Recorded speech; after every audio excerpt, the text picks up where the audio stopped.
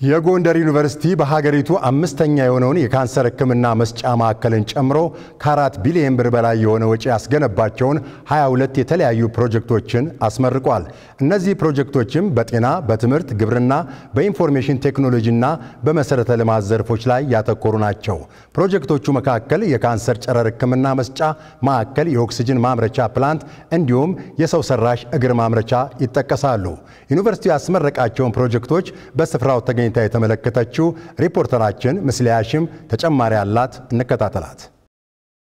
የጎንደር ዩኒቨርሲቲ ከጥር ወር 2017 ዓ.ም ጀምሮ የዩኒቨርሲቲውን 7ኛ ዓመትና የማስተማሪያ ሆስፒታሉን 100ኛ ዓመት እያከበረ ሲሆን የዚህ መርሃ ግብር አካል የሆኑ 22 ፕሮጀክቶችን ባሳለፍነው እሁድ ሰኔ 8 ቀን 2017 ዓ.ም አስመርቋል። ፕሮጀክቶቹ በ6 ዓመት ውስጥ ተገንብተው የተጠናቀቁ ሲሆን ከዚህ ቀደም የነበሩት የዩኒቨርሲቲው አመራሮች ያስጀምሯቸውና አሁን ባለው አመራር የተጠናቀቁ መሆናቸውን የተገለጸው በአመት ከ7 ሚሊዮን በላይ ሰዎች ለመታከም ከተለያዩ አካባቢዎች ወደ ጎንደር የሚመጡ ሲሆን ከነዚህም ውስጥ የካንሰር ታማሚዎች ቁጥር ቀላል የሚባል አይደለም። ይህንንም ለመቅረፍ ነው ዩኒቨርሲቲው በከፍተኛ ወጪ ያስገነባውን የካንሰር ጨረር ሕክምና ማዕከል ያስመረቀው። በተመሳሳይ በኦክሲጅን እጥረት የሚሞቱ ህጻናትና እናቶች ቁጥር ቀላል እንዳልሆነ የሚገልጹት በጎንደር ዩኒቨርሲቲ የምህንድስና አገልግሎት ዳይሬክተር ወንደሰን በየነ ጎንደር ዩኒቨርሲቲ ስለገነባው የኦክሲጅን ማምረቻ ማዕከል ጨምረው አብራርተዋል። እንግዲህ ሆስፒታላችን የካንሰር ሕክምና የጨረር ሕክምና ማዕከል አልነበረውም። እንደ ሀገር ይሄ ማዕከል 5ኛ ማዕከል ነው። በክልላችን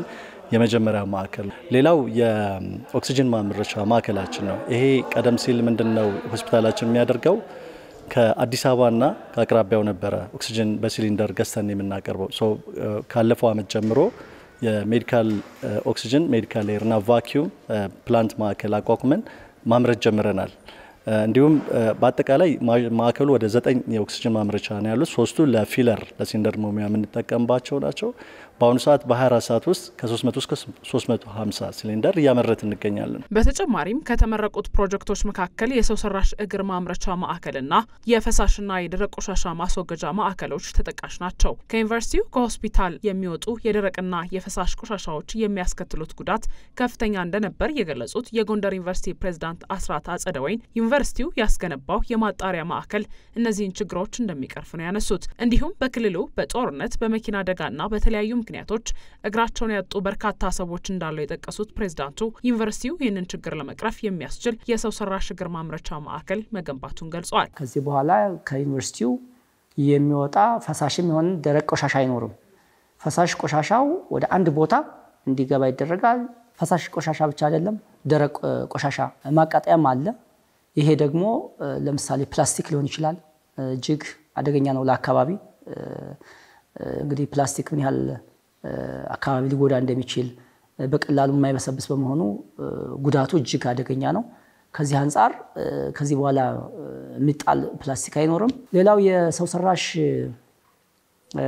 እግር ማምረቻ ፕሮጀክት ነው። ይህ ፕሮጀክት በአጋር አካላት የተሰራ ፕሮጀክት ነው። በሮተሪ ኢንተርናሽናል ድጋፍ አሁን እንደምናውቀው በጦርነት በመኪና አደጋ እና በሌሎች አደጋዎች የሚጎዱ ወገኖቻችን ቁጥር በጣም ከፍተኛ ነው።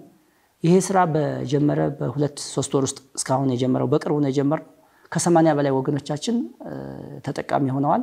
ጎንደር ዩኒቨርሲቲና አካባቢው ከፍተኛ የውሃ እጥረት ያለበት አካባቢ እንደነበር የገለጹት የምህንድስና አገልግሎት ዳይሬክተሩ ወንደሰን በየነ ደግሞ ዩኒቨርሲቲው ካስገነባቸው ፕሮጀክቶች ውስጥ ይህን ችግር ሊቀርፍ የሚችል የንጹህ ውሃ ፕሮጀክት አንዱ እንደሆነ ገልጸዋል። ጎንደር ከፍተኛ የውሃ እጥረት አለ። ዩኒቨርሲቲያችን ውስጥ የአጠቃላይ ዩኒቨርሲቲ ማህበረሰብ እዚሁ ሪዛይድ አድርጎ የሚኖረው እስከ 30,000 አካባቢ ነው። እንግዲህ ውሃ ስናገኝ የነበረው ከከተማው በሚለቀቅልን ነው። ያ ደግሞ በ3 ሳምንት አንዴ በ2 ሳምንት አንድ ጊዜ የሚሆንበታል። በጣም ውሃ ክሪቲካል ችግር ነው።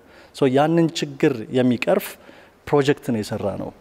4 ጥልቅ ጉድጓዶችን በማጎልበትና ሪሃቢሊቴት በመስራት እነዚህን የራሳቸው ፓምፕ ወደ አንድ ማዕከል ወደ ማሰራጫ ማዕከል በማስገባት ዘመናዊ ቡስተር ስቴሽን ሰርፌስ ፓምፖች የገጠምንባቸው በማድረግ ማዶጋራው ላይ ማራኪ ግቢ ላይ በማጠራቀም ለሁሉም ግቢዎች 24 ሰዓት ላይቭ ውሃ እንዲያገኙ ያስቻልንበት አንዱ ፕሮጀክታችን ነው። የዩኒቨርሲቲው ፕሬዝዳንት አስራት አጸደወይን በበኩላቸው የተገነቡት ፕሮጀክቶች ለዩኒቨርሲቲው ለጎንደር ከተማ እንዲሁም ለማህበረሰቡ ብሎም ለአጎራባች አካባቢዎች የሚጠቅሙ ናቸው ብለው ፕሮጀክቱን ለማስፈጸም ከ4 ቢሊዮን ብር በላይ ወጪ መደረጉን ጠቁመዋል። ሁሉም ፕሮጀክቶቻችን ለዩኒቨርሲቲያችን ብቻ ሳይሆን እንደ ሀገር ጥራትን በማምጣት ረገድ አዳዲስ አሰራርን አዳዲስ እይታን በመፍጠር ረገድ ተጠያቂነትን በመፍጠር ረገድ የአሰራር ስርዓትን በመዘርጋት ረገድ ትልቅ ፋይዳ ያላቸው ፕሮጀክቶች ናቸው።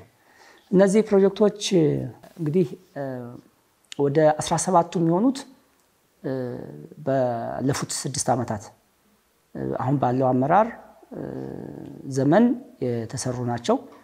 ቀሪ 5ቱ ከበፊት በነበሩ አመራሮች ተጀምረው ያልተጠናቀቁ ነገር ግን በዚህ አመራር ዘመን የተጠናቀቁ ፕሮጀክቶች ናቸው።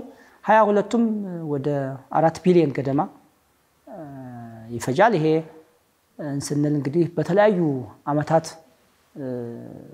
የመጣ እንጂ ባንዴ ይሆን አይደለም። ሁለተኛ በመንግስት ወጪ ብቻ የተከናወነ አይደለም። የአጋር አካላት ፕሮጀክቶችም አሉ። ከዚህ ውስጥ ወደ 3 የሚሆኑት በአጋር አካላት ፕሮጀክቶች የተሰሩ ናቸው። የኮቪድ ወረርሽኝ በሀገሪቱ የተከሰተው የእርስ በርስ ግጭት እንዲሁም የተለያዩ ችግሮች እነዚህን ፕሮጀክቶች የማስፈጸም ሂደት ላይ ጫና አሳድረው እንደነበርም አክለው ገልጿል። ፕሬዝዳንቱ እንግዲህ እንደተባለው ባለፉት የቅድመ ለውጥና ድህረ ለውጥ ብዙ ፈተናዎች እንዳሉ ይታወቃል።